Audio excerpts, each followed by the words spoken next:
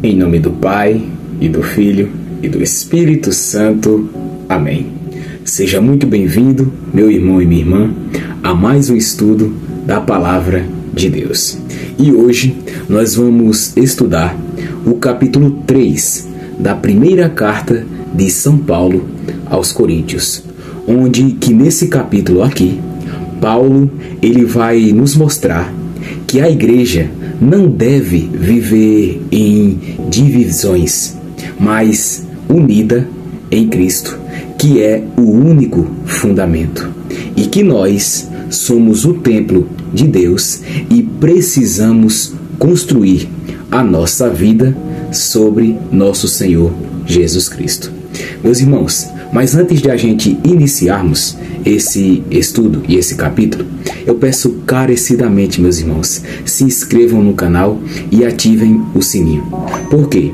Fazendo isso, vocês, além de ajudarem o canal, a fortalecer o canal, o YouTube, ele recomenda para mais e mais pessoas, mais irmãos, e mais irmãos que não conhecem a Palavra de Deus, virão, por meio deste canal, conhecer. Por isso, a sua inscrição e a sua ativação do sininho e seu like é muito importante para o canal. Já deixou o seu like? Já ativou o sininho? Já se inscreveu no canal? Ótimo! Vamos agora começarmos o estudo do capítulo 3 de 1 Coríntios, capítulo 3, e dos versículos do 1 ao 4. Nesse comecinho aqui, nós vamos ver a imaturidade espiritual e divisões, onde Paulo vai nos falar dos versículos do 1 ao 4. Vamos ler e logo em seguida nós estudaremos.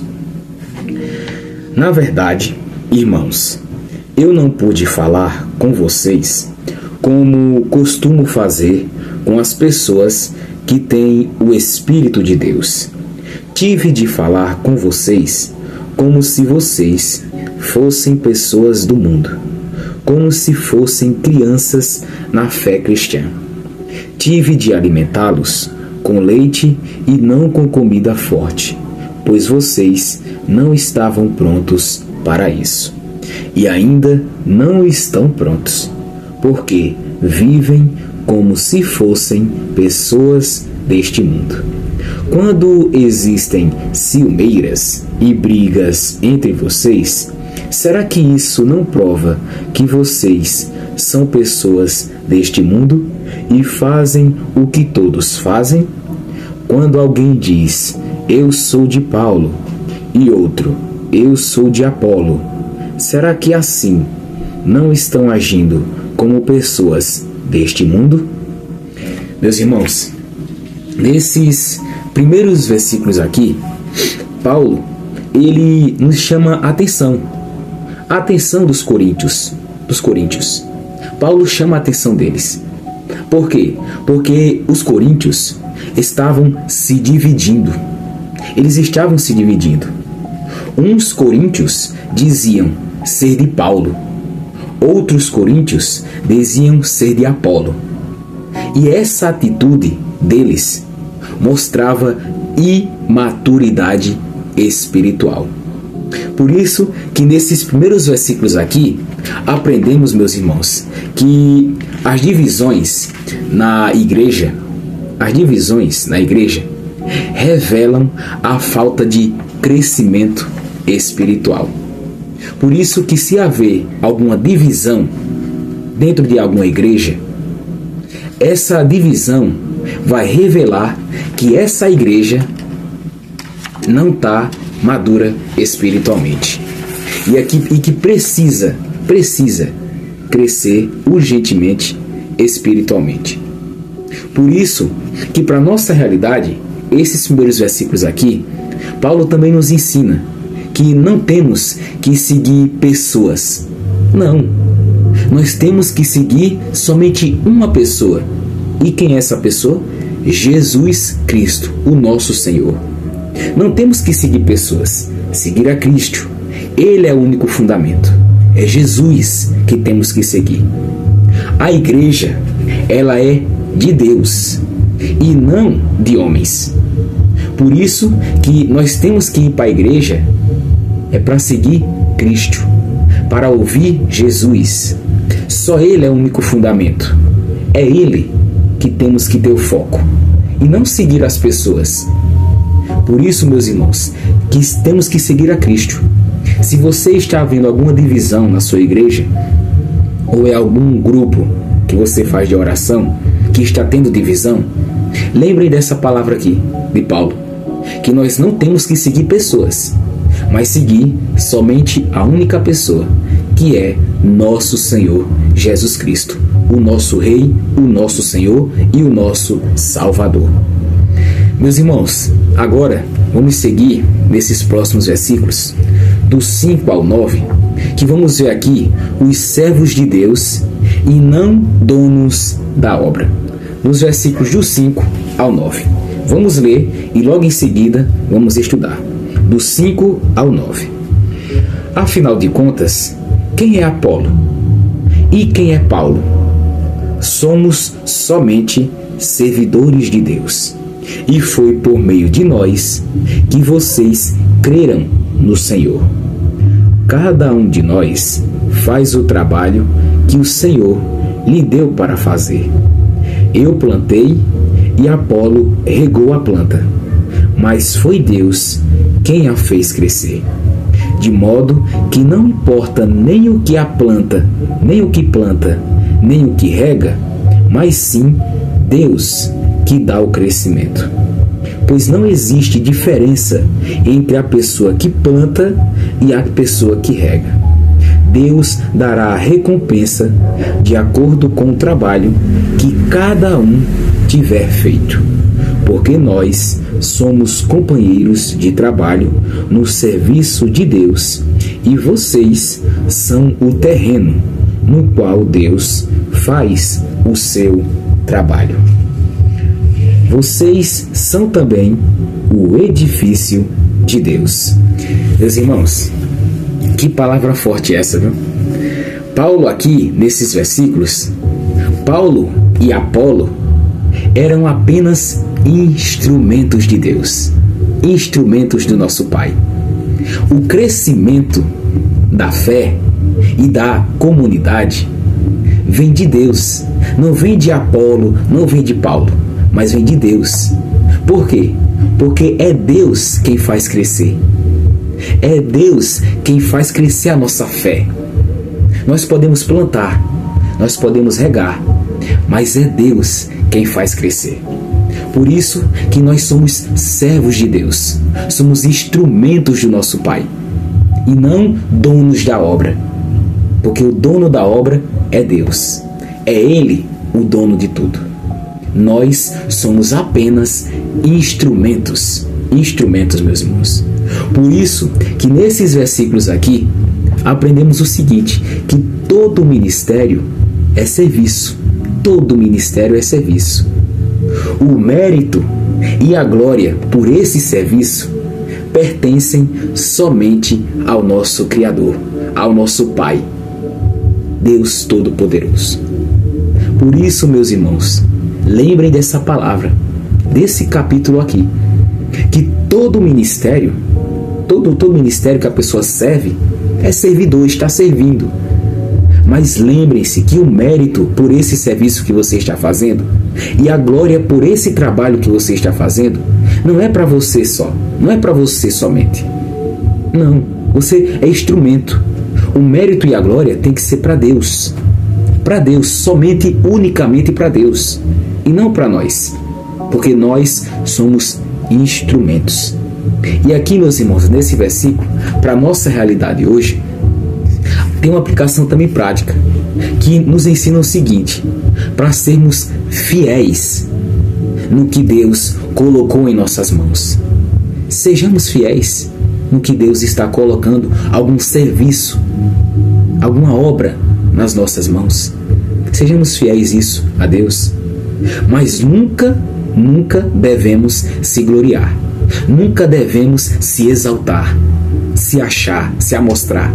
Não. Porque somente, como aprendemos, todo o mérito e toda a honra e toda a glória somente ao nosso Deus Todo-Poderoso. Porque o resultado só vem do Senhor. Certo, meus irmãos? Vamos agora para os próximos versículos, do 10 até o 15, onde vamos ver que nosso Senhor Jesus Cristo é o único fundamento. É Ele o único fundamento. Dos versículos do 10 até o 15. Usando o dom que Deus me deu, eu faço o trabalho de um construtor competente. Ponho o alicerce e outro constrói em cima dele. Porém, cada um deve construir com cuidado, porque Deus já pôs Jesus Cristo como o único alicerce, e nenhum outro alicerce pode ser colocado. Alguns usam ouro ou prata ou pedras preciosas para construírem em cima do alicerce, e ainda outros usam madeira ou capim ou palha. O dia de Cristo vai mostrar claramente a qualidade do trabalho de cada um, pois o fogo daquele dia mostrará o trabalho de cada pessoa. O fogo vai mostrar e provar a verdadeira qualidade do trabalho. Se aquilo que alguém construir em cima do alicerce resistir ao fogo, então o construtor receberá a recompensa.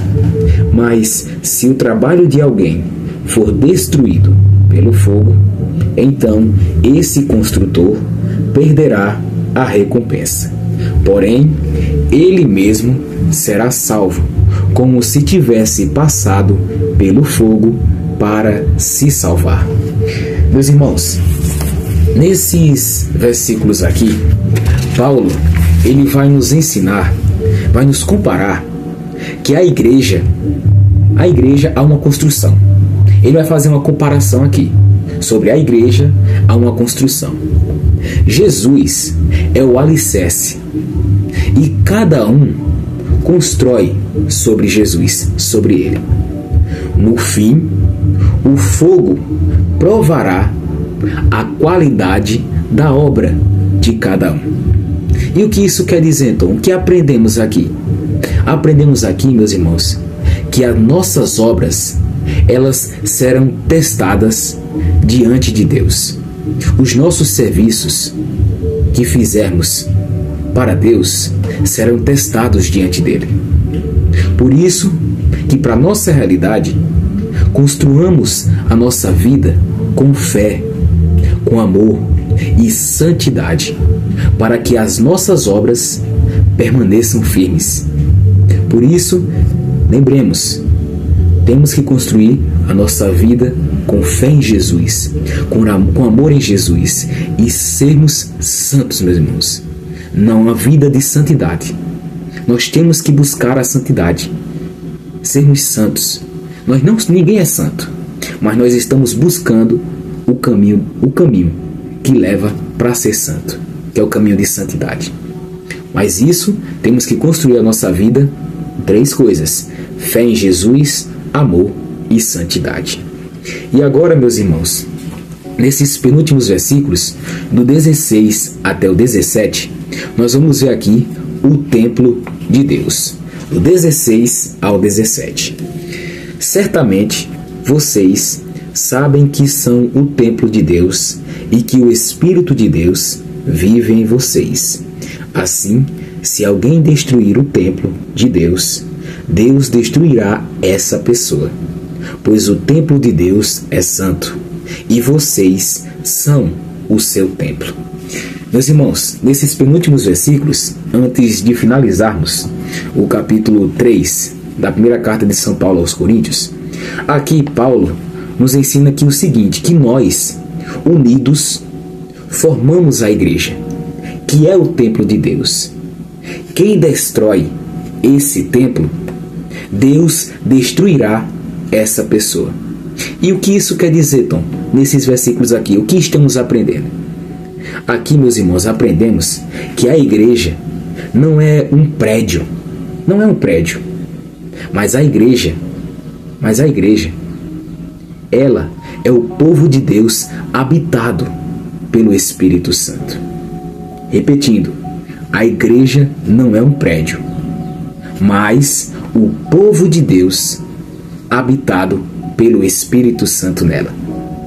Por isso que para nossa realidade, esses penúltimos versículos aqui nos mostram o seguinte: para cuidarmos da nossa vida espiritual, não física, mas espiritual, e também da comunidade entre irmãos. Pois nós somos a morada, meus irmãos, do Senhor. O templo de Deus somos nós. Por isso que nós temos que cuidar da nossa vida espiritual, porque é o templo do Senhor, nosso Deus. E agora, para finalizar esse capítulo 3, vamos ver aqui nos últimos versículos do 18 até o 23, toda a glória é de Cristo. Toda. Dos versículos 18 até o 23. Que ninguém engane a si mesmo. Se algum de vocês pensa que é sábio, conforme a sabedoria humana, então precisa se tornar louco para ser de fato sábio. Pois aquilo que este mundo acha que é sabedoria, Deus acha que é loucura. Como dizem as Escrituras Sagradas, Deus pega os sábios nas suas espertezas. E também o Senhor sabe que os pensamentos dos sábios não valem nada. Ninguém deve se orgulhar daquilo que as pessoas podem fazer, pois tudo é de vocês, isto é, Paulo, Apolo, Pedro, este mundo, a vida e a morte, o presente e o futuro. Tudo isso pertence a vocês, e vocês pertencem a Cristo, e Cristo pertence a Deus. Meus irmãos, nesses últimos versículos aqui, para finalizar, Paulo ele ensina que nós não devemos nos orgulhar da sabedoria humana, da inteligência humana. Não temos que orgulhar disso. Mas tudo isso pertence a Cristo Jesus. E nós pertencemos a Ele. Toda honra, toda glória seja dada a nosso Senhor Jesus Cristo. Toda honra, meu irmão e minha irmã. Não tem que ser para a gente mesmo. Não. Nós somos instrumentos, como aprendemos. Toda honra e toda glória, todo mérito é a nosso Deus, a nosso Senhor Jesus Cristo. Por isso que aqui nesses últimos versículos aprendemos que a verdadeira riqueza está em Cristo Jesus. Em Cristo Jesus. Não em glórias humanas, para ser exaltados. Não. Toda honra e toda glória seja dada a Jesus, o nosso Salvador. Porque aí está a verdadeira riqueza. Por isso, meus irmãos, para a nossa realidade, esses últimos versículos aqui nos ensinam que temos que colocar a nossa vida nas mãos de Jesus Cristo, nas mãos do nosso Salvador, e confiar nele como nosso único Senhor e Salvador. Temos que confiar nele, ter fé nele, porque só assim nós estaremos depositando a nossa verdadeira riqueza que está nele, em Cristo Jesus. E aqui, meus irmãos, nesse capítulo 3, aprendemos 5 lições. 5.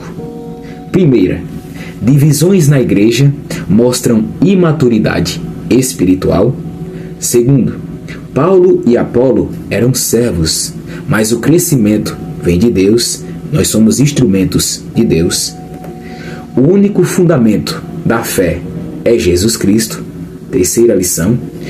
Quarta lição, somos templos de Deus, habitados pelo Espírito Santo. Temos que cuidar do templo de Deus que somos nós. E por último, toda a glória, toda a honra pertence a Jesus, e não a gente, a Jesus Cristo, o nosso Senhor. Toda a honra, toda a glória tem que ser a Deus, ao nosso Pai Todo-Poderoso, a Jesus Cristo, o nosso Salvador. Meus irmãos, antes de a gente finalizarmos, se esses estudos estão edificando a sua vida, estão preenchendo o seu coração, eu peço, meus irmãos, carecidamente, se inscrevam no canal e ativem o sininho. Porque vocês não sabem, meus irmãos, como é importante essa sua inscrição e essa ativação do sininho. Para quê, Tom? Para que quando eu postar o próximo vídeo, vocês sejam notificados pelo YouTube. O próximo capítulo que eu postar. E não só isso também. Vocês fazendo isso, se inscrevendo e ativando o sininho e deixando o like também, que é muito importante, vocês vão ajudar, pessoal, ao YouTube a recomendar para mais e mais irmãos que querem, que não conhecem a palavra de Deus e que por meio deste canal eles venham conhecer a palavra de nosso Deus Todo-Poderoso. Por isso que a sua inscrição e o seu like é muito importante para o canal. Certo, meus irmãos? Amém? Que Deus abençoe grandemente a vida de cada um de vocês, em nome do Pai, e do Filho, e do Espírito Santo. Amém. E se Deus quiser, estaremos unidos para estudarmos mais um capítulo da Palavra de Deus. Fiquem com Deus e até a próxima.